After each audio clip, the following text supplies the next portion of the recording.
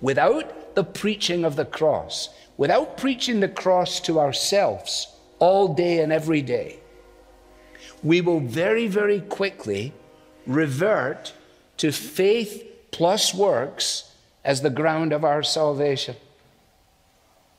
So that, to go to the old Fort Lauderdale question, if you were to die tonight and you were getting entry into heaven, what would you say?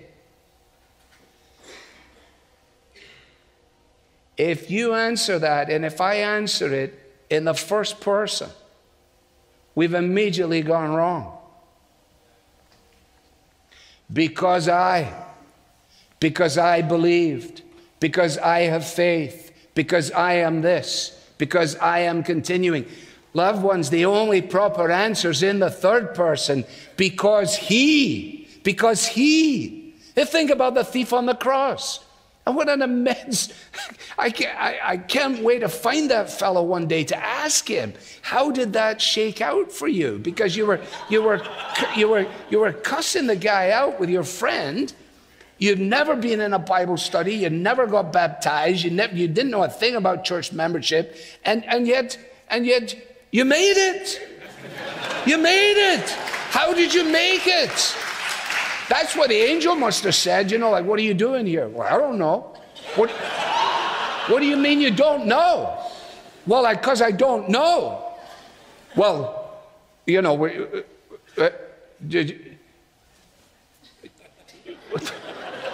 excuse me, let me get my supervisor. They go get the supervisor ranger. So, we're just a few questions for you. First of all, are you clear on the doctrine of justification by faith? The guy said, I never heard of it in my life. And what about, let's just go to the doctrine of Scripture immediately. This guy's just staring. And eventually, in frustration, he says, on what basis are you here? And he said, the man on the middle cross said, I can come. Now, that is the only answer. That is the only answer. And if I don't preach the gospel to myself all day and every day, then I will find myself beginning to trust myself, trust my experience, which is part of my fallenness as a man.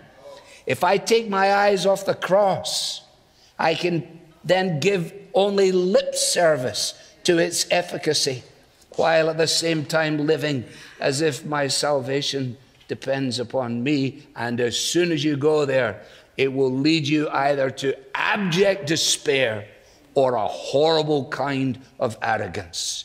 And it is only the cross of Christ that deals both with the dreadful depths of despair and the pretentious arrogance of the pride of man that says, I can figure this out and I'm doing wonderfully well. No, because the sinless Savior died, my sinful soul is counted free, for God the just is satisfied to look on him and pardon me. That's why Luther says most of your Christian life is outside of you, in this sense, that we know that we're not saved by good works. We're not saved as a result of our professions, but we're saved as a result of what Christ has achieved.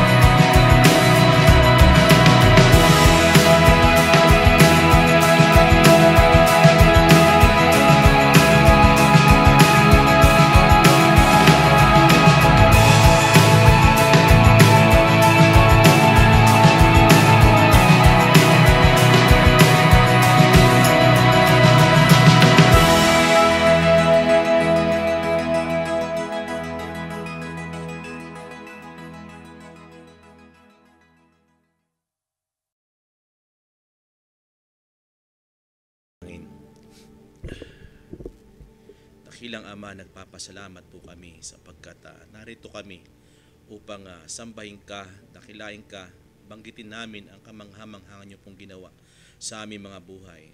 At ilathala ang pangalan mo, Panginoon, sa lahat ng kinapal, Panginoon. At salamat po sa pagkakataong ito, ang buhay namin, Panginoon, ay patuloy niyo pong ginagabayan.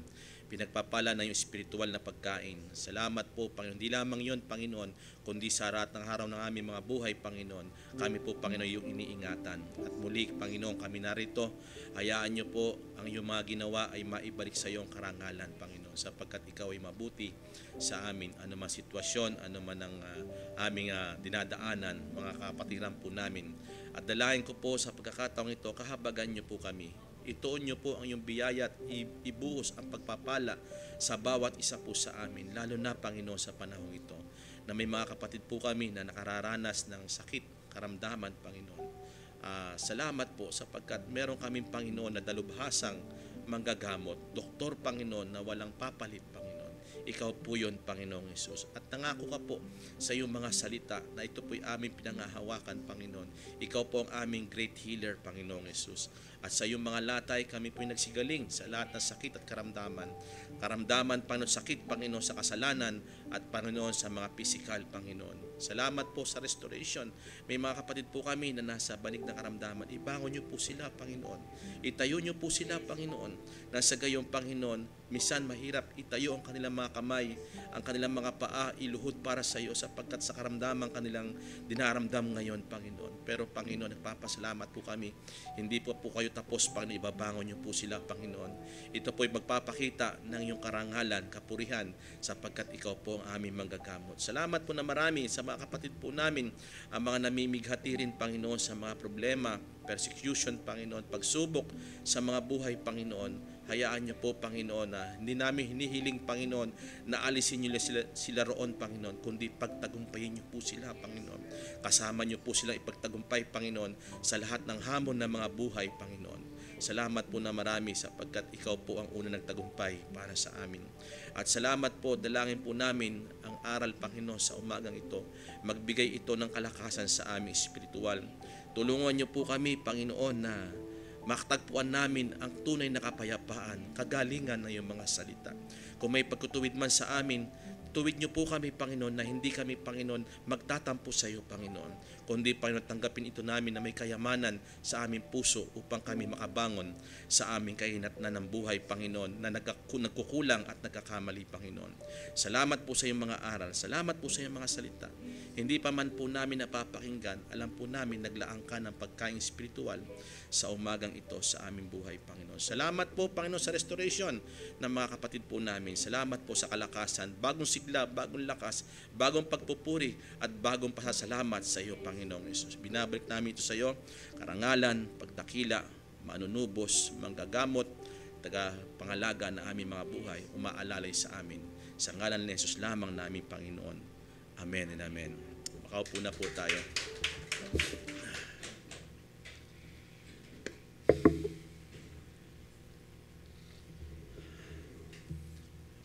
Isang mapagpalang umaga po sa ating lahat. At biyaya ng Panginoon, narito po kayo at narito po tayo para ipagpatuloy ang ating ginagawang tungkulin para parangalan natin ang ating Panginoon at paglingkuran ng ating Panginoon. At sa pagkakataong ito, siguro may mga kapatid talaga tayo na dumaranas, patuloy natin sila ipanalangin. Palayan po natin sila, i-bless po natin sila. At sa Sunday, makasama pa rin po natin sila. Amen po ba? So, hingangad po natin yon. Kasi yun yung ating puso. Pag nakakakita tayo na nagkakaroon ng problema, syempre, natatangay po tayo. Di po ba? Parang isa rin tayo sa nalulungkot. So, patuloy po natin sila ipinalangin. Now, puntahan po natin ang ating aralin, ang Iglesia ng Diyos na Buhay. Ayan po yung pinaka-main na theme po natin ng chapter 1, Ephesians chapter 1, chapter 2, chapter 3, chapter 4, chapter 5, chapter 6.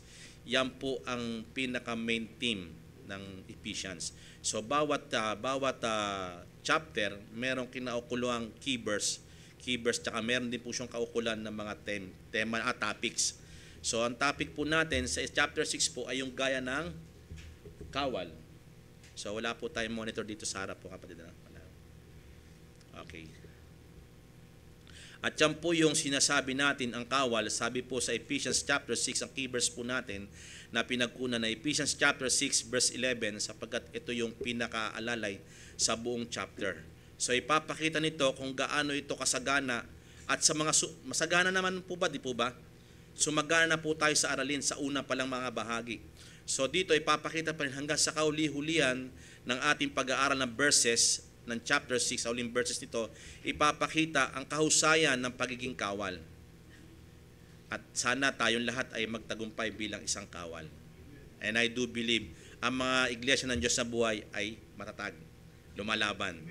Pag nagsuot, walang iwanan, walang bitawan. Kumbaga sa ano, kung nagsuot na, wag nang maghuhubad. So yun yung pinapayo sa atin ng salita ng Panginoon. Gaya ng kawal. Ephesians chapter 6 verse 11. So yan po. Magbihis kayo ng buong kagayakan ng Diyos upang kayo magsitibay laban sa mga lalang ng dyablo. So ito yung pinaka-key verse niya. At dito pinapakita yung pagbibihis ay mula sa Diyos. Una, sinuotan na tayo ng righteousness ni Jesus Christ, di ba? So, paano natin gamitin ito? Itong salita ng Panginoon tunay na matuwid na dapat nating isuot. Amen. Maraming kasuotan ito. So, specifically, sasabihin sa mga pag-aaral sa mga susunod kung saan nakalagay yung mga task na dapat gawin. Pero dito pa lamang, pinapakita na kung sino yung mga pangunahing kawal. Ang mga pangunahing kawal dito, una, mga anak. Di po ba? Verse 1 to 3. Verse 4, sino po yung pangunahing kawal din?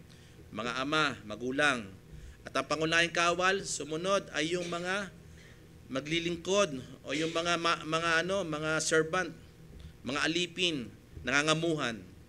Di po ba? Kaya sa lahat eh. Tapos itong panghuling pinag-aaral natin yung mga amo. At tayong mga may nasasakupan, ito yung aral sa atin. Tayo yung mga pangunahing mga kawal. Ibig sabihin, tayo leader. Sabi niyo po, leader. Ibig sabihin, role model po tayo. Ibig sabihin, pinapakita yung tunay na Kristiyanong kawal. Dapat alam natin pangunahan yung ating mga nasasakupan bilang amo o mga amo. At isa pa sa lahat, ito'y aral na ito, sinasabi ni Apostle Paul, nang siya'y nakakulong at ito'y ni-encourage niya sapagkat mayroong mga tao doon sa Ephesians na mga amo. At the same time, anak, o kaya magulang na sila o galing sila sa pagkaalipin. At ito yung ating napag-aralan ng nakaraan. At ito'y pinapakita yung mga amo, ito'y mga naging umasenso. Di po ba nabanggit yung nakaraan yan? Pangalawang point po natin, yung gawin sa mga alipin kung ano din yung ginawa ng alipin sa kanya. O kaya kung ikay naging mahusay na alipin, kaya kan umasenso dahil bumabalik sa iyo yung ganti. Hello, ibinibigay ng Panginoon, yamang gagawin nyo ito sa iba, gagawin ito ng Panginoon sa inyo. Di po ba? Alipin man o malaya. Di po ba? Ibig sabihin, ginawa mo ito na may kahusayan, kaya siguro naging amo ka. Di po ba? At sumunod po, yung sila po tunay na naglilingkod, binanggit po natin yan, may takot sa Diyos po sila, may tapat na puso, tulad na sa Panginoon, ginagaya ang Panginoon, hindi pakitang tao, hindi naghahanap ng papuri sa mga tao, ginagawa ang kalooban ng Diyos mula sa puso o sa kanyang puso at busilak na puso. At siyempre, tinutularan ng Panginoon at hindi ginagaya ang tao, kundi si Jesus Christ ang pinaka-main pattern ng Christian life. So, ang pagsusuot natin ay ang ikakapi natin, sino? Si Jesus Christ. Ang ating i-imitate, sino? Si Jesus Christ. Amen po ba? So, dito po, meron po sinabi sa pangatlo, yung pagbabanta. Ibig sabihin, ito yung threat ng panahon nila, yung physical injury dinanas ni Apostle Paul. At sometimes, po pwedeng yung iba, pag nakulong, isang araw lang, bibitay na kinabukasan, diba? Parang nanganganib yung threat na ito. Sa panahon natin, may naisip po ako, sa panahon natin, di ba, pag meron tayong mga katulong, halimbawa, katulong na lang, kasi ako may kasambay din po kami. Halimbawa, may tagahugas po kami ng pinggan, di ba, dahil nagtitinda si Sister Ne. So, halimbawa, nakabasag ng baso, kaltas. Di ba, may mga ganyan na amo? Pag may nasira kang gamit, ibabawas sa'yo. Di ba, tatanggalin sa'yo. So, lahat merong aksidente. Di po ba? Ang grace po ba, meron ba talaga dapat sa atin? Dapat. Dapat masagana tayo mag-bless. Yung biyaya ng ang Panginoon nga, marami tayong kapalpakan, di po ba?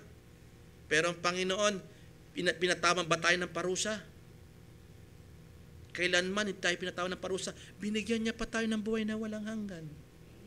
Di po ba? So napakasama natin tao.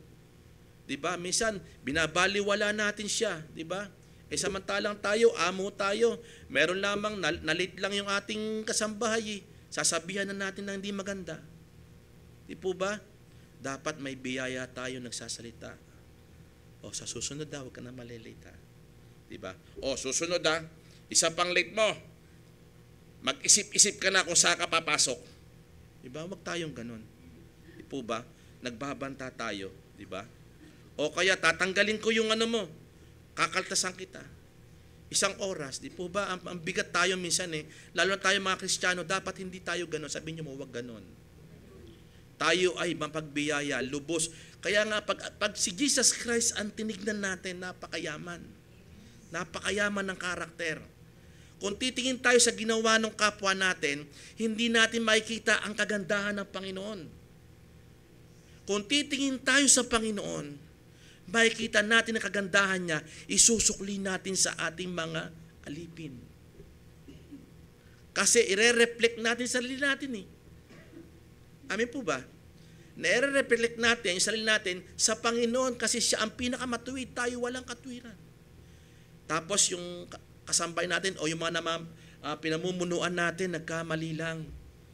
Sila na po ay pinagmamalupitan natin. May tinuturo sa Bible. Nagbayad ng utang. Sinisingil siya ng Panginoon ng utang niya. Ano nangyari? Sabi niya, pag mahabag ka sa akin, pag paumanhinan mo ako, sabi niya, hindi kita mababayaran ngayon. Pinatawad ng Panginoon. Ito na nangyari na pagkatapos ng mga, nakita niya yung may utang sa kanya. Ang sabi niya, magbayad ka ng utang ko. Yung sinabi niya, sinabi rin ng alipin. Sabi niya, pag paumanin mo ako, mabaga sa akin, hindi kita mababayaran. Hayaan niyo muna ako na paglingkuran ka ng Hindi, ipakulong yan. Sabi niya, hanggang sa makabayad. Naalala niyo yung senaryong yon? Diba? Ano sabi ng Panginoon? Dumating ang Panginoon. Sabi niya, hindi bagat ikay pinatawad.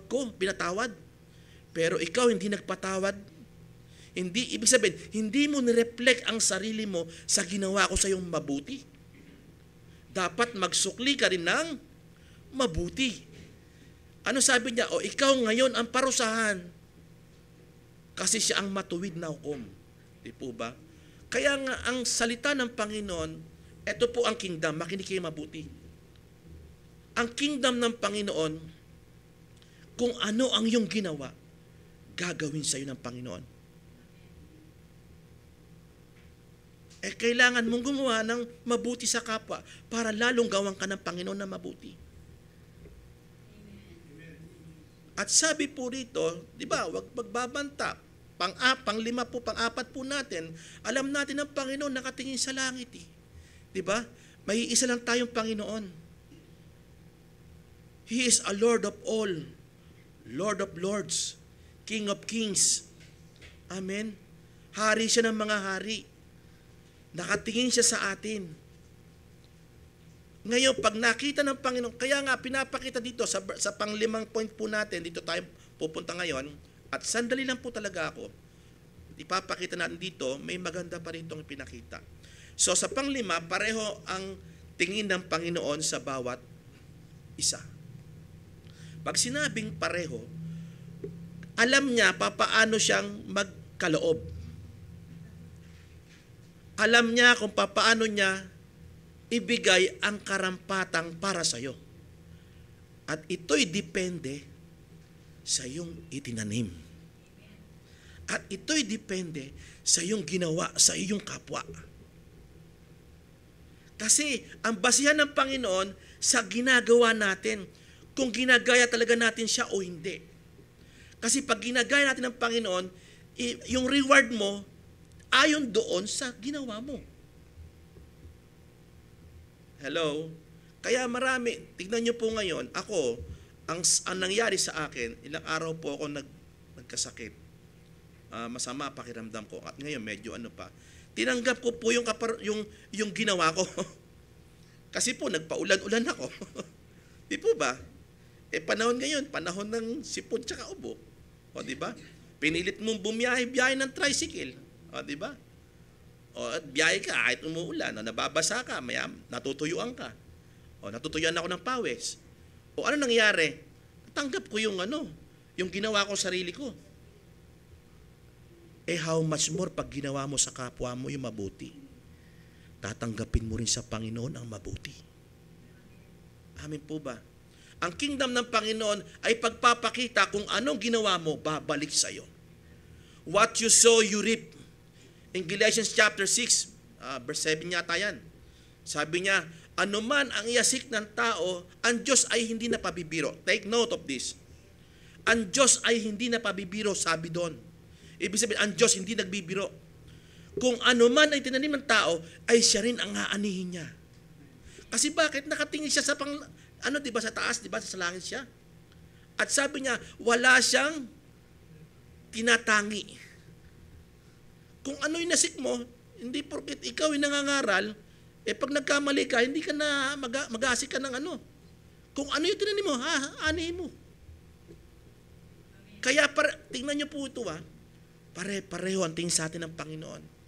Kung gusto niyo dumami ang biyaya, dagdagan niyo ang mabubuting gawa. Para hindi maligtas, take note, si Brother EJ naglagay po sa atin ng rito. Kasi hindi yun ang basihan. Kasi yung likas na kagandahan ng Panginoon, nung kanyang pagka-Diyos ay nasa atin, ang produkto nito ay good works. Hindi imposible, posible. Ito'y parang alon na hindi nauubos ang daloy, ang paggawa ng mabuti. Di ba pag nakagawa ka ng mabuti, parang susunod, parang ang sarap pa. Di ba? Ang tawag po doon, grace. Amen? At dito, pinapakita, pareho ang Panginoon sa atin nakatingin. Kaya nga sa Romas, nag-example po doon Sabi niya, di ba, tatanggap tayo sa Panginoon ng mga gawa natin? At pagtanggap natin, hindi ba't may gloryng kapalit? Sinabi kong nakaraan, sa mga tao lamang sasabihin, ang galing naman ito. Di ba? Ang sasabihin mo naman, mas magaling ang Panginoon. Di po ba? Kasi bakit? Siya yung pattern na ginagaya mo Nag-example pa nga ako ng Jordan, di ba? Di ba? Naalala nyo nakaraan, di ba? Kung sino ba ginagaya mo, nakukuha mo yung move. Pero mas magaling siya sa'yo. Ang sabi ng Panginoon, hindi mapapangunahan, hindi niya maunahan ang alipin ang kanyang Panginoon. Ibig sabihin, mas mahusay ang Panginoon. Pero habang ginagaya natin ang Panginoon, lalo natin nakikita ang larawan ng Panginoon sa atin. Changed by glory, from glory to glory. Pag ginagaya at ini-imitate natin si Jesus Christ, walang pinakamagandang i-imitate, kundi si Jesus Christ lamang. Kasi bakit? Lagi siya nagbibigay sa atin ng ganti, nakatingin siya sa atin. Naalala ko nung nakaraan, di ba? Pag nanalangin tayo, yung alipin, nanalangin din sa atin na hindi maganda. Panginoon, ano ba yan? Pasensya na po kayo, medyo malat po ako. Ano ba yan, Panginoon? Ano kaya, Panginoon, kausapin niyo po siya para bagang sinasabi na natin na, Panginoon, palitan na natin yung boss kung yan, di ba? Iba na lang po i-hire niyo. Po ba? O, tingnan po natin. Mag-example po tayo dito. Ibig sabihin, pareho ang trato sa atin ng Panginoon. Ba't kung ano itinanim natin? Kung ano tinanim natin, yun ang aanin natin. Tingnan po natin sa 2 Chronicles chapter 19. Ito po ay isang example sa Bible na sa panahon ni King Jehoshaphat at siya ay hari ng Huda. May kanta pa nga po yan, kinakanta ko po yan dati. So napalaban po sila pero hindi naman po siya talaga ang pakay nung bansa na yon kasi Israel talaga galit yung mga Syria. Yung mga Assyrian. Galit po talaga sila sa Israel. Kasi si Akas ba yun? Ahas. Diba? Si King Ahas. Ahas ba yun? Akas sa English yata yan Si King Ahas, sa English, Ahas pala sa English. Si King Ahas, yun talaga gustong gapiin. Pero dahil parang siyempre, ano siya tribo sila, di ba, parehas, Hudyo sila, 'di ba? Tapos Israel yung si Akas Ang ginawa nito, may tama itong si Akas, si Akas ni tinago ni Jehoshaphat. Ngayon, siyempre, nung nakaligtas sila, pero namatay din yung aring yon. Iningatan lang ni kita mo yung puso ni Jehoshaphat. Ang sabi niya po rito, bago sinabi yan, sinabi sa mga hukom, bago sinabi yan, may nangyari po dyan sa mga nauna kasi nakauwi na si Jehoshaphat. Nung pag-uwi ni Jehoshaphat sa kanyang bayan, kinausap siya ng propeta, yung seer kung tawagin. O kinausap siya, sabi niya, papayagan mo ba, nagtanim sa kanyang isip, papayagan mo ba na merong tumayo dyan na masama? Ano yun? Yung mga hukom. Kasi ikaw nagbalik na rito, sinamahan ka ng Panginoon at sinabi rito sa verse 3, ilagak mo ang iyong puso upang hanapin ng Diyos. So talagang meron na siyang pagkatakot sa Diyos at si King Jehoshaphat sa verse 4, ginawa niya, pinanumbalik niya yung mga Israel, yung mga Hudyo, yung mga taong ito para sa Panginoon. Siguro nirepress niya yung aral sa kanila, yung batas sa kanila pinagagawa, pinaalala yung ginawa ng Panginoon sa pagliligtas sa kanila. Di po ba?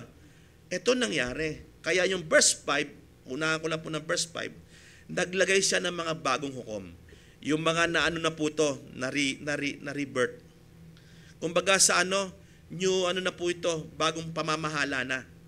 Ang inilagay niya po dito, yung righteous governor na meron si Jesus, yung Diyos na pinaglilingkuran niya, at inalis niya po yung mga hindi tama na leader. Ito po ang sabi. Naglagay po siya ng bagong hukom, sila po yung mga naging matuwid na mga hukom sa Huda, sa panahon ni Jehoshaphat. In verse 6, ito po ang sabi. May makikita po tayo diyan hanggang verse 7 na magandang bagay. Pinayuhan at pinahalalahanan ang mga hukom. Una, sabi niya rito, sinabi niya sa mga hukom, una, buhayin ninyo kung ano ang inyong ginagawa. Matuwid na po sila. Alam na nila, na-recall po sila ulit yung mga teaching ng sa kanila, ng Diyos na pinaglilingkuran nila, ibinalik sila doon sa pagkaunawa. At nabago ulit sila, parang na-bodified po sila, napalakas po sila, o binago sila doon sa aral na tinanggap nila kay Jehoshaphat na galing po yun sa propeta. At ang sabi niya po dito, buhayin ninyo kung ano ang inyong ginagawa, ipagpatuloy ninyo yung mabubuti nyong gawa. Sabi niyo po, ipagpatuloy. Sometimes, pag tayo mga Kristiyano na, hindi, okay na ako. Huwag na tayong gumawa. Hindi po. Ipagpatuloy. Sabi niyo po, ipagpatuloy. Buhayin nyo. Pag sinabing buhayin, ganapin nyo. Ituloy nyo. Huwag nyong pabayaan ang paglilingkod bilang hukom. At sabi po, pangalawa, sabi niya po rito, sapagkat hindi kayo nagsisihatol ng dahil sa tao, hukom po ito Hindi kayo nagsisihatol sa tao. Ano pinapakita po dito? Yung tayo'y umahatol ayon sa pinag-uutos ng Diyos, hindi ng tao. Kasi sila, nung na-renewed yung mind nila, kaya sila inilagay ni Jehoshaphat sa Huda, bawat cities, bawat bayan, bawat doon sa lugar nila, naglagay siya ng mga hukom, na mga matutuwid na. Kaya sabi niya rito, sapagkat hindi kayo nagsisihatol sa tao, huwag kayong maging judge ng tao. Dapat mag-judge kayo na nagmumula sa Diyos. May takot kayo sa Diyos, ibig sabihin po dito. Ngayon, tayo mga Kristiyano, dapat yung pagiging Kristiyano natin, ina-apply natin. Hahatol tayo ayon doon sa paghatol ng Diyos. Ano yon? Ang hatol niya sa atin dapat parusa. Pero dapat tanggapin natin yon, pero hindi niya binigay yon. Ano binigay sa atin? Pag-ibig. Amen po ba? Kaya ang sinasabi niya rito, humatol kayo ng ayon sa pinag-uutos ng Diyos, hindi ng tao. Kasi po, pwedeng ang tao magpayo sa atin Halimbawa, amo ka. May kakilala ka na boss din siya. Ako, ginagawa ko doon sa mga tauhan ko. Hindi ko sila babayaran pagka sila iluluko-luko. payo ng tao. Amen. Dapat ang payo ng Diyos ang gagamitin natin. Amen po ba? At sabi, pangatlo po, nakalagay po dyan sa verse 6 yan, ito po yung nagbubunga. Ano po yung binubunga nito? Ang binubunga nito ay sasamahan ka sa gampanin. Hello? Pag sinabing sasamahan, lagi kang papatnubayan ng Panginoon. Lahat ng desisyon mo galing sa Panginoon. Bakit sinimulan mo ng maayos? Hello? Basahin natin. Kundi dahil sa Panginoon, sabi niya, at siya ay sumasayo sa kahatulan. Ibig sabihin, kung humahatol ka, ang ibibigay sa iyo ng Panginoon, pagpapala, sasamahan ka. Kung papaano mo gampanan ang tungkulin mo sa paghatol. Amen po ba? Sasamahan ka ng Panginoon, anuman desisyon mo, dahil ang desisyon mo ay matuwid, lagi kang papatnubayan at sasamahan ng Panginoon. Pero pag mali na yung pag-ano mo, pagtrato mo sa mga nasasakupan mo, ano sasabihin ng Panginoon sa iyo? Susuklian ka ng ayon sa iyong ginagawa. May balik lagi. Pero pag gano'n, tingnan nyo, ang ganda na example ni Joseph. Lagi siyang kasama ang Panginoon, bagamat siya'y minamatrato na hindi maganda. Diba? Ibinenta ng mga kapatid, binugbog, binenta, napunta doon, napagkatiwalaan, pinagbintangan na rapist. Di po ba? Pinakulong na naman. Nung nakulong na naman, naging katiwala naman siya doon, tumaas na naman yung ranggo niya, binagsak na naman, nakalimutan na naman. Di po ba? Pero ano naging karakter po niya? Sumasa kanya ang Panginoon. Bakit? Matuwid ang kanyang gawa. Sabi niya po matuwid. Nagpapatuloy siya sa paggawa na mabuti. Kung sasabihin mo nga sasabihin niya sa sarili niya, hindi naman ako dapat dito, wala naman akong ginawang masama. Paulit-ulit na lang. Di ba?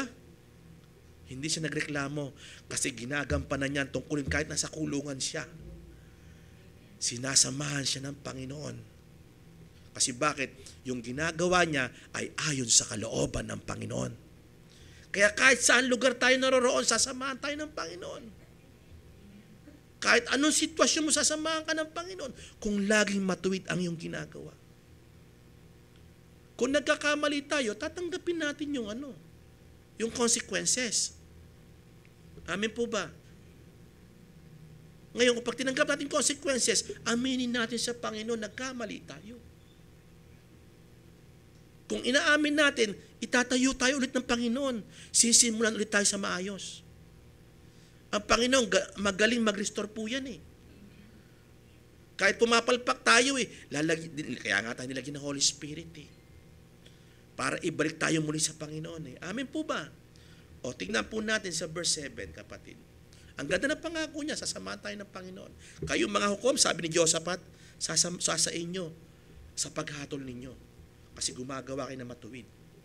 Pag yung sinimulan nyo yan, ipagpatuloy nyo. Verse 7. Ngayon guys, sumain nyo nawa ang takot sa Panginoon. Tignan nyo po ito. Ano sabi niya dyan? Ito po ay anyo ng blessing ni Jehoshaphat. Sumain nyo nawa. Sumain nyo nawa ang takot sa Panginoon. Ito'y blessing ng king blessing, kingly blessing. Si Jehoshaphat, ibinebless sila kasi nakitaan ito ni Jehoshaphat na matuwid na pamumuno. Itong mga to. Makinig kayo mabuti, kung tayo maging matuwid sa maliit na bagay, siguro sa baryo lang sila nakita pero sila pinamahalan na sa bawat bayan. Kita nyo? Pinagpala sila ng hari, hinagilap sila ng hari. Sino magpo-promote sa atin? Ang Panginoon, gagamitin niya even ang hari. Hello? Para i-promote tayo sa ating katatayuan. Kung saan ka man, dati alipin ka sa kumpanya, napagkatiwalaan ka, magiging boss ka pa unti-unti. Hindi yung alipin ka na, lalo pang bumagsak. Diba? Alipin ka na, inalipin ka pa. Diba? Para ang hirap. Pero alam niyo po ba, pagka tayo'y tunay na kaaway na nagsusuot ng buong kagayakan ng Panginoon, ano po mangyayari sa atin? Ipopromote tayo ng Panginoon. Hindi natin mamamalayan, ilalagay tayo ng Panginoon doon sa magandang tawag diyan, sa magandang kung pinapakita, tawag diyan, yung pag binuksan, yung di ba? Anong tawag diyo sa ginagawang yan? Pinopromote ka. Di po ba? Pinapakita sa buong bayan kung sino ka. Ito, pinapakilala ka ng mga hari. Papaano kung sa pamilya pa lang natin bagsak tayo? Paano tayo papakilala sa barangay o sa community ng Panginoon? Amin po ba? At dito, sa verse 7 na ito'y blessing.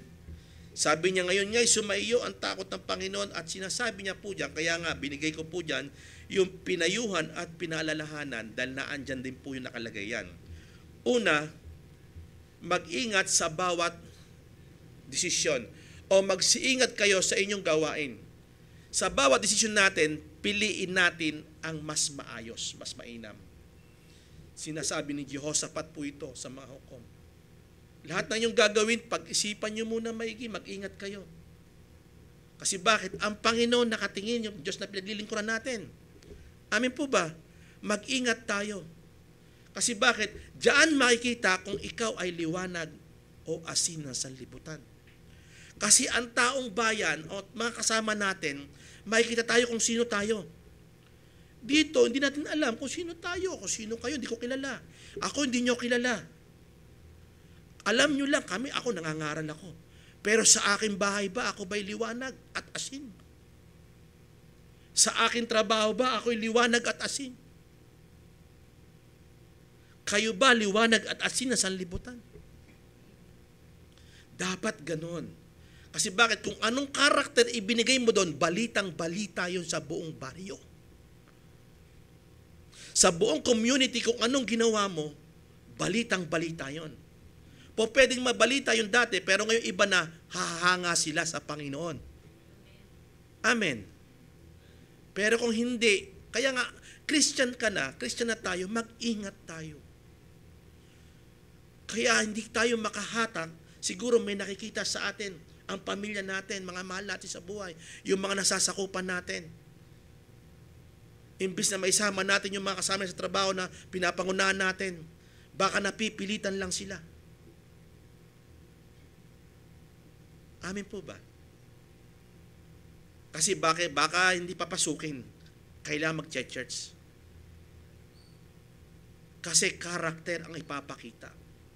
At dito sa panghuli, ipinapakita dito na ang Diyos ay mabuti. Sapagkat walang kasamaan ang Panginoon nating Diyos. Ano ibig sabihin nun? Ang Diyos ay mabuti. Kung hahatol sila ng hindi maganda, di ba? Ang Diyos ay mabuti ang hatol niya. Amen? He is a righteous judge.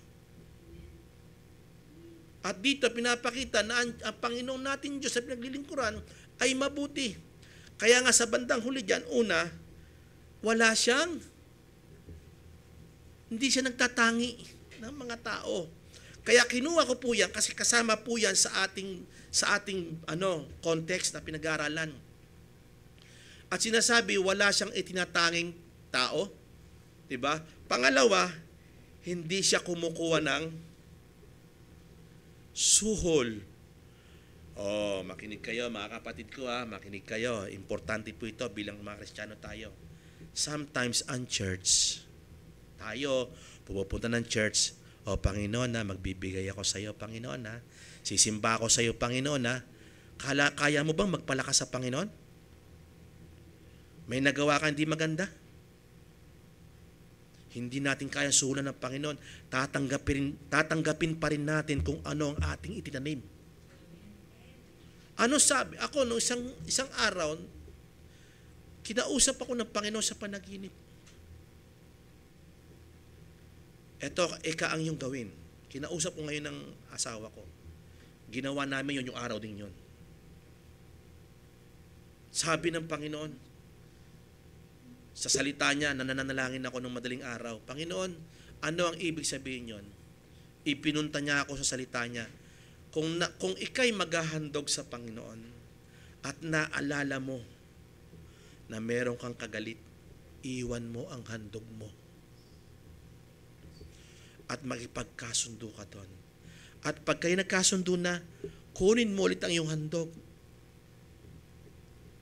Dalin mo sa akin. Ano ibig sabihin doon? Walang saysay yung pangangaral ko kung meron naman may nasasabi sa akin yung tao. Amen po ba? I-deal mo muna lahat. Kasi bakit? Hindi nasusulan ng Panginoon kahit anong pangangaral mo dito. Kung hindi maayos ikaw sa kapwa mo, naalala ko yung sinabi ko noong nakaraan. Sabi ni Apostle Paul, ang buong kautusan ng Panginoon nauwi sa isang pangungusap. Ano yon? Ibigin mo ang iyong kapwa ng gaya ng iyong sarili. Hindi ba't pagka isarili mo, parang pinapriority natin? Mas priority ito kaysa doon sa mga alipin. Ako, hindi ko pinagmamalaki, pero kung ano pagkain namin dyan, pagkain ng mga kasama ko. Kung nagluto ako na masarap, pagkain ko sa kanila, sasarapan ko. Kahit yan, simple lang aking dyan, kasambahay dyan. Minsan yung pagkain na para sa boss, iba kaya sa mga alipin. Tira-tira ang sa alipin, sinisimot. May napasukan kaya yung asawa ko niyan. Naglabada yan dati. Hindi niya nakakakain, hindi niya pinapakain. Gutom na gutom yan, nagrereklamo yan pag umuwi. Ako naman, siya naman ako, pag sundo ko sa kanya, papakainin ko siya, ako magluluto para sa kanya. Sabihin niyo po, wag tayong ganun. Huwag tayong maging malupit sa ating kapwa. Pag sinabing kung ano ang pag-ibig mo sa iyong sarili, gayon din ang pag-ibig mong gawin sa iyong kapwa. Amen po ba? Kasi bakit? Hindi nasusulan ng Panginoon sa paghahandog natin ng offering natin Pagkanta-kanta natin pagdalo natin sa gawain hindi nasusulan ng Panginoon. Kasi kung ano ang iyong tinanim, kanino? Ang Diyos, madali tayo intindihin, pero makinig kayo mabuti. Ang hindi niya maintindihan, Kristiyano na tayo, hindi pa rin tayo umiibig sa ating kapwa. Samantalang ibinigay niya ang kanyang sarili para sa atin. Iniwan niya ang kanyang kaharian para sa atin. Namuhay ng pagiging alipin para sa atin. Ibinigay ang buhay para sa atin sa pantubos sa atin. Tapos tayo, yung kapwa natin, pinapakitaan natin ng hindi maganda. Papaano tayo harap sa Panginoon? Panginoon, sasambahin kita, Panginoon. Ganun pa tayo, di ba? Pero tayo, may nagagawa tayo sa kapwa natin. Amin po ba? Sa katrabaho mo, saan man tayo, maraming nabago sa akin. Kasi ang Diyos ang dapat nating gayahin. Maglingkod tayo sa Diyos, hindi sa tao. Kaya mo ginagawa sa tao dahil nakita mo sa Panginoon. Amin po ba? Tignan po natin, ito'y napakaganda sa atin. In Colossians chapter 3, verse 23 to 25, sabi ko na nga ba, 5 minutes lang 5 minutes and 1 hour nga yata. Ano mang inyong ginagawa, ay iyong gawin ng ang buong pusong sinasabi dito. Isip. Ano ba nakatatak sa isip natin? Yung word of God ba o yung word ng mga tao? Excuse me po. Yung word ba ng kumpare o yung word ng kapitbahay o ng kumare?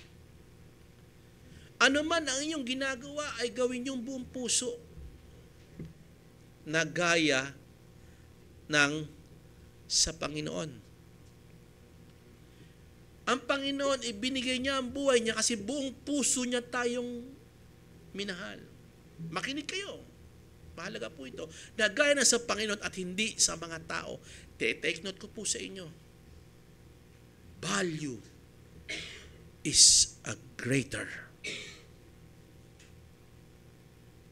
Sabi niyo po, value is greater.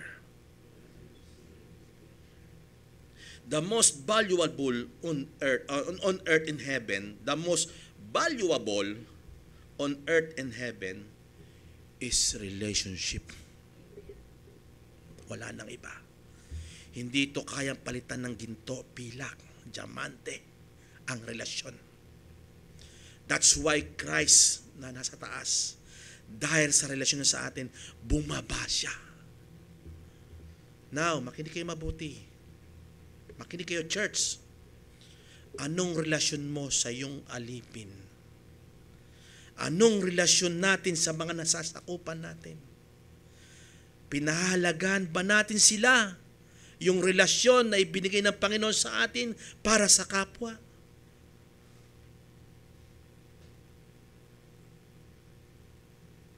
Kasi ito lang pinaka-valuable, pinakamahalagang bagay sa langit at sa lupa.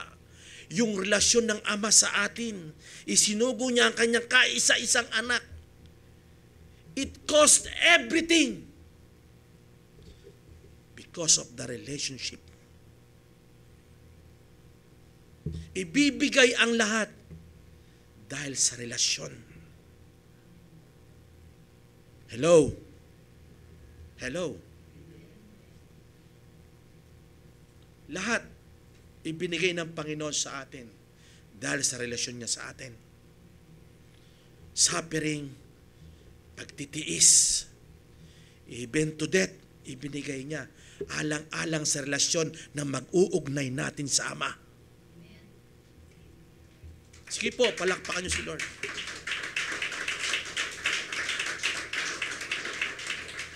Kung gagayahin natin si Jesus Christ, ilagay natin sarili na ang relasyon sa bawat kapwa ay maibigay sa kanilang tama.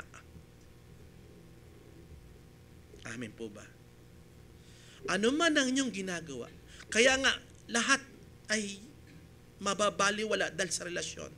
Ngayon, pagka ang humadlang ay bagay, nakabasag, nakasira ng gamit, makina, nasira ng mga gamit, gamit lang yan. Relasyon ang mas mahalaga kaysa sa gamit. Diyan makikita ang tunay na Kristiyano. Amen?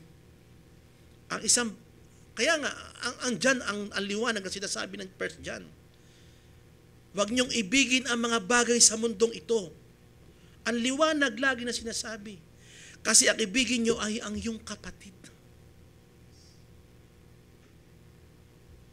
Kasi bakit? Diyan mo makikita na kayo'y mga alagad. Kung kayo'y mag-iibigan. Ang tunay na relasyon ay ang pumapaloob dito ay love. Kaya pag merong relasyon, yung love, ito'y intimate, may sinasabi pa nga sa mundo eh. Sabi niya, mahal ko, ang aking pusong nilalangit. Pag pumasok, hahamakin ang lahat. Masunod ka lamang. Diba? Diba may mga kasabihan ganyan? Pero hindi absolute po yun. Di po ba? Iba nga hamakin niya eh. Di po ba? Hello? Kahit yung tatay humarang sa tututol sa pagkakasundo nila eh. Hahamakin niya. Di ba? Kaya nga mali eh. Pero ito ang sasabihin ko sa inyo. Pag ang Panginoon, ang kanyang pag-ibig ang dumaloy sa atin, iibigin ang lahat. Parang walang nakaramdam nun. Ano yun? Mamahalin niya lahat. Ang napang-asawa mo, halimbawa, yung pala ugali, mamahalin mo na rin eh. Bakit? Yung agape love na nasa sayo. Yung kapwa mo, minamahal mo na ng higit sa iyong sarili hanggang papunta ka na ron. Pero hanggat ine-exercise mo na parehas tayo, dahil ang Diyos walang tinatangi. Pareho tayo ng katayuan sa Panginoon dahil pareho tayo tinubos ni Kristo. Parehong binigay niya ang buhay para sa atin. Nakatingin siya sa atin, parehas tayo matuwid. Ba't kita gagawan ng hindi maganda?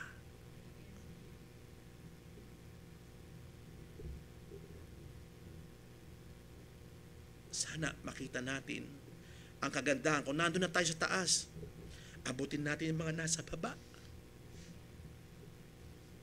Dahil naramdaman nyo rin dati yun, di ba? Di po ba? Kung ikay umaangat ngayon sa buhay, tingnan nyo yung mga kapatid ninyo. O baka nagiging makasarili na tayo. Huwag nawang mangyari. Kasi ang iglesia ng Diyos na buhay ay kawal laging sumusugod. Ano man ang hirap. Alam niyo po ba, ang pagiging amo, isa po sa karakter ng pagiging amo, binibigay niya ang sarili doon sa kanyang mga nasasakupan. Si Jesus Christ, even to death, inilagay niya ang sarili niya para lang sa atin, paglingkuran. Ang yung naglilingkod, ibinibigay ang sarili doon. Inilalagay ang sarili na mas mababa siya kaysa sa mga alipin niya. Mas mababa siya kaysa sa nasasakupan niya. Kasi sino ang gusto maging una, maging huli? Gusto mo maging dakila? Paglingkuran mo lahat.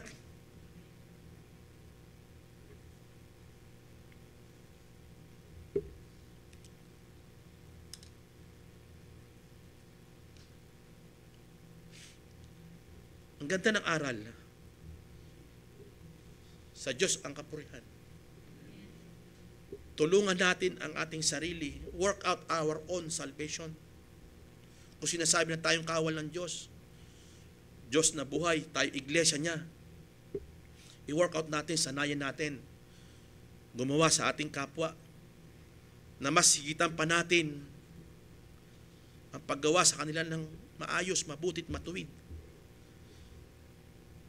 Kung naihandog mo minsan ang yung araw mo, pati buhay mo, maihahandog mo na sa kapwa mo eh.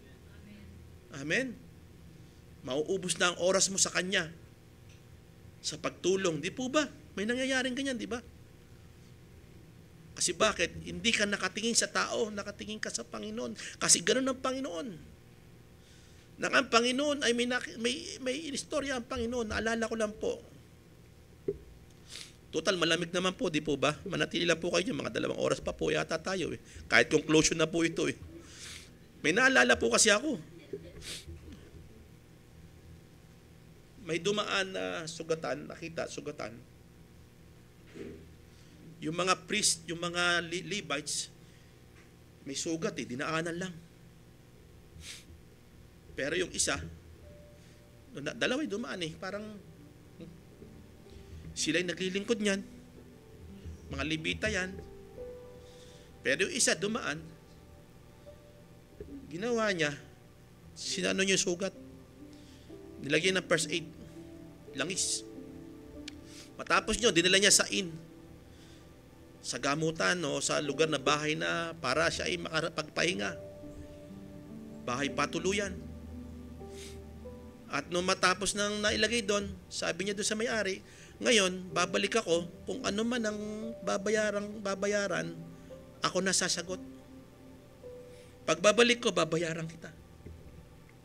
Ipinaubaya, babayaran. Ito'y talinghaga ng Panginoon.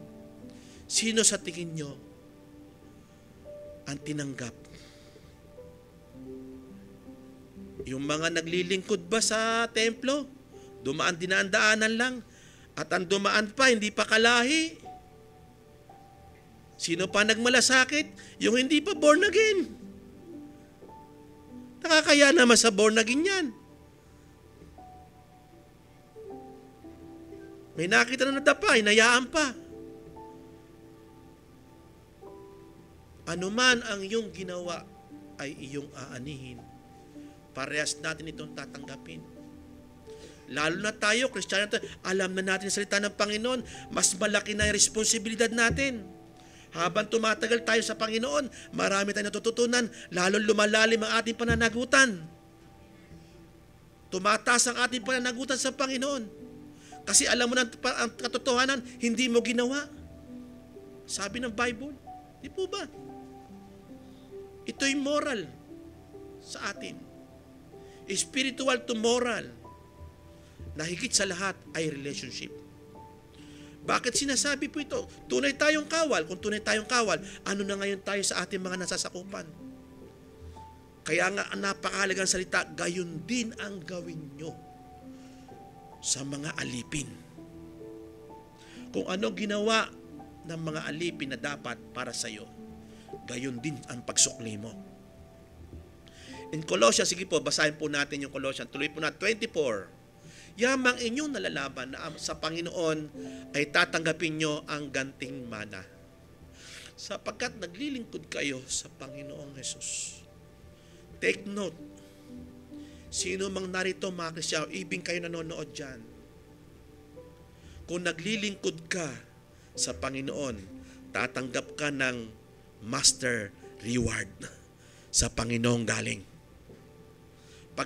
Pagka ikaw ay gumagawa para sa tao, tatanggapin mo yung papuri ng tao lamang. Hello? Kung gumagawa ka para sa tao, tatanggapin mo ito. Ay, salamat ha. Ikaw naman, tatanggapin mo. Ay, siyempre, ang galing ko eh. Diba?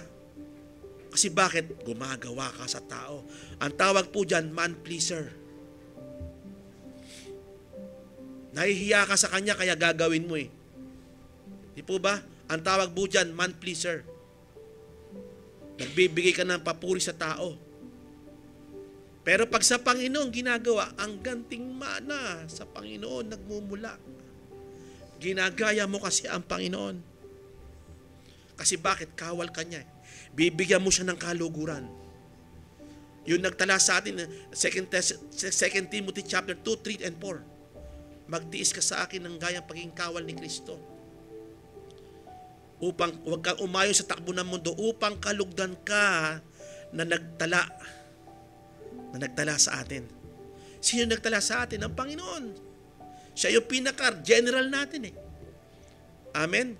Kaya yung chain of command nasa Kanya, pinapasa sa atin, gawin po natin.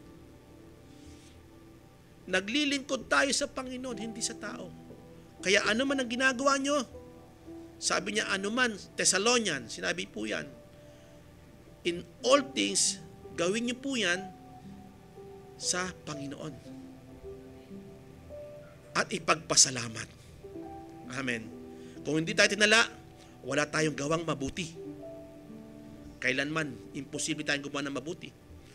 Kung itinala niya tayo doon, pwede na tayong gumawa ng mabuti. At may kakayahan na tayong gumawa ng mabuti. Verse 25.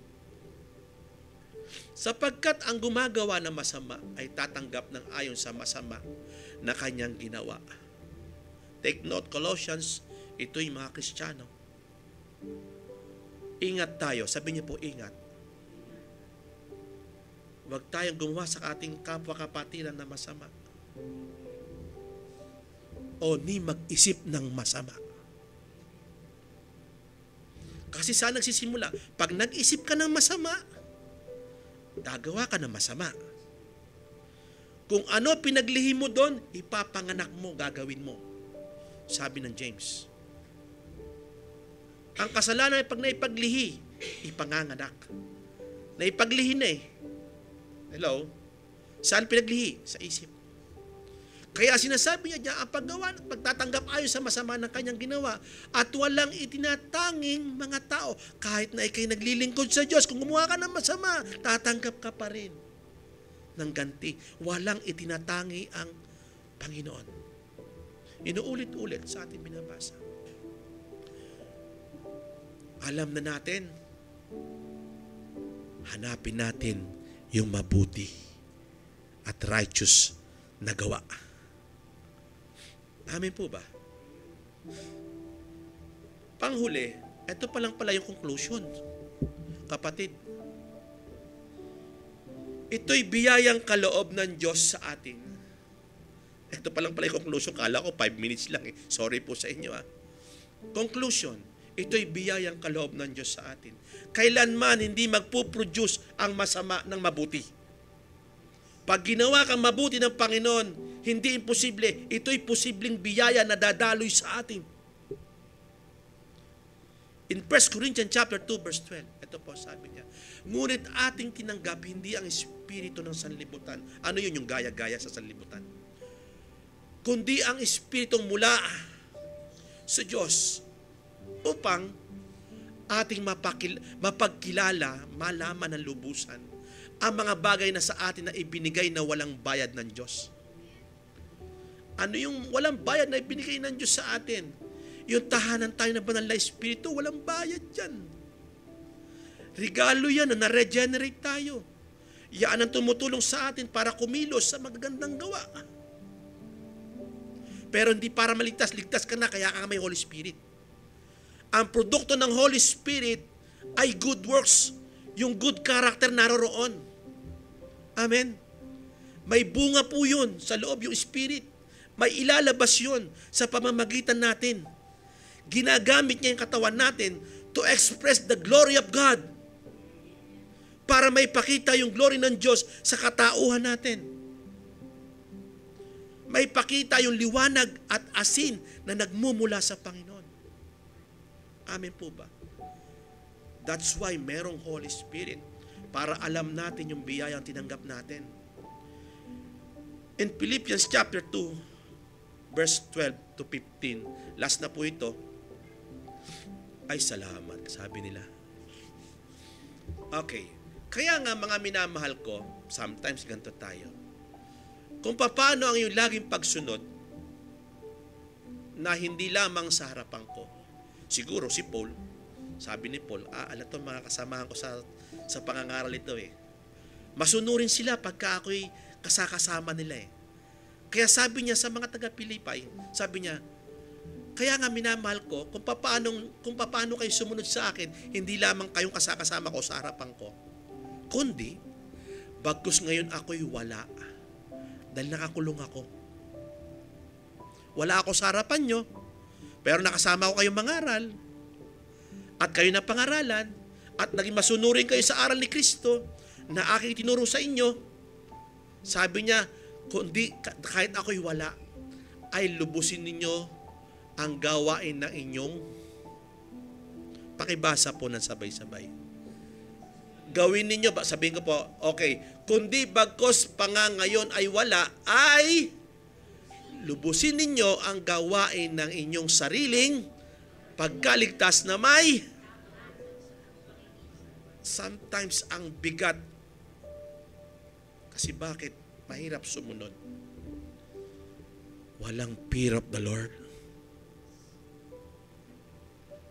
Kung bakit tayo nakakasunod kahit wala yung mga lingkod ng Diyos na nagtaaral sa atin, nagtuturo sa atin, o yung magulang natin na nagpapaalala sa atin, alam nyo, pag may problema, kaya hindi tayo nakakasunod eh, walang takot.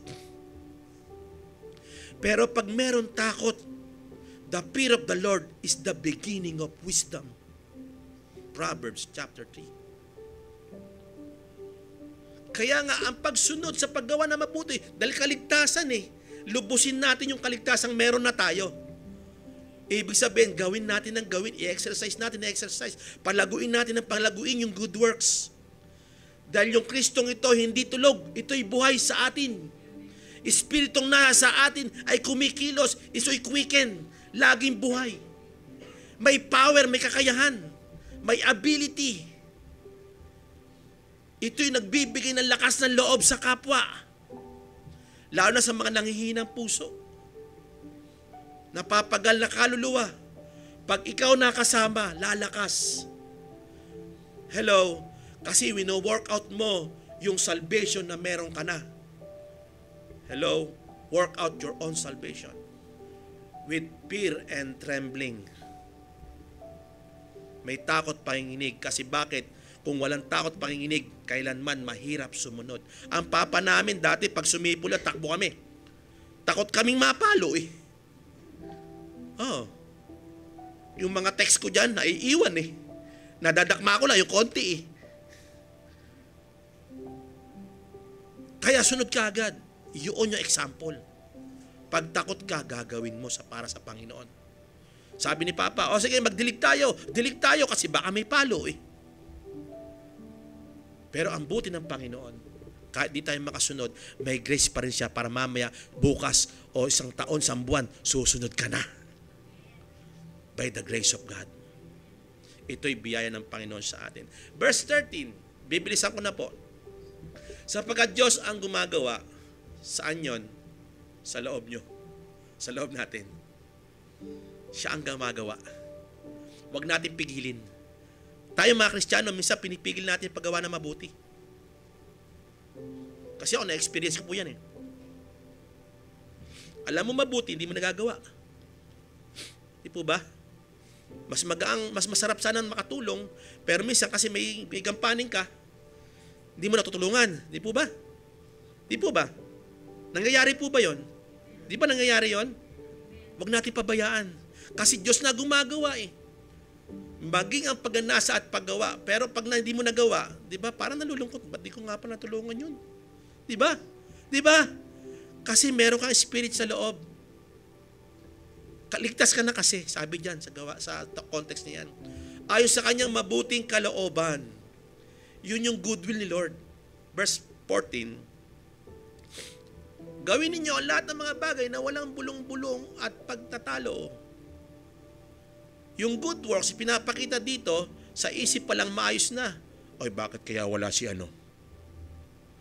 Bulong-bulungan. Ay, may laban ako kay ganito. Kay sister, kay brother, may labag ako sa kanya. Hindi mainam. Hindi maayos. Ay, ano ba yan si ano, ganito? Chismis. Buti wala dito nun. Amin po ba? Walang bulong-bulungan. Sabi niya, gawin ninyo lahat ng mga bagay na walang bulong-bulong at pagkatalo. Si Deacon Mau, nagsabi yata sa kapatid natin, huwag tayo umangal pag sinabi niya, gawin natin. Huwag kayong magsasalita. Ay, ano ba naman yan? Bubulong. Walang ganun. Amin po ba? Kung ano sinabi ng leader, gawin natin. Amin po ba? Kasi ito'y gawa na mabutit matuwid. Amin po ba? Ngayon, pag di naabot, ginawa natin yung mabuti, ginawa natin. Di po ba? Kapatid, di ba? Verse 15. Ito ang maganda. Upang kayo'y maging walang sala at walang malay. Mga anak ng Diyos, sundalo ng Diyos, iglesia ng Diyos na buhay, walang dungis sa gitna ng isang laing liko. Nababalutan po tayo dito ng mga unbeliever. Hello? Ipapakita na tayo mga anak ng Diyos talaga kung tayo gumagawa ng matuwid at mabuti sa kapwa. At sa loob pala ng iglesia natin, maayos tayo.